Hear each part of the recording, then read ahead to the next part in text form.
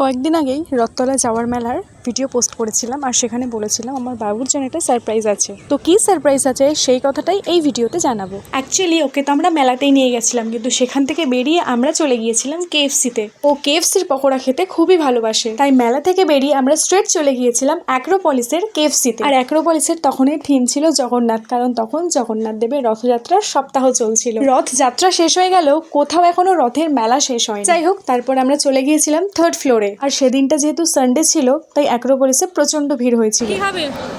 Chicken pakora. কি খাবে? KFC chicken pakora. যতক্ষণে আমাদের অর্ডারটা রেডি হচ্ছিল ততক্ষণে আমরা কিছু ছবি আর ভিডিও নিয়ে নিলাম। সেখান থেকে আমরা একটুখানি শিফট করে গেলাম অন্য জায়গায়, গাছপালার পাশে, যেখানে ভাই বোনে দুজনে মিলে এলাহিভাবে বসেছিল, নিজের মতন করে বসে খেলা শুরু করে দিয়েছিল। আর আমি এই মোমেন্টগুলো ক্যাপচার কেনই বা করবো না, কারণ যখন ওরা বড় হবে এই ছোট ছোট ক্লিপস দেখে ওরা ওদের ছোটবেলায় ফিরে যেতে পারবে। বাবু ওর বাবা মার সাথে যখনই কেনাকাটি করতে যায় তখনই কেএফসি পকোড়াই খেতে পছন্দ করে।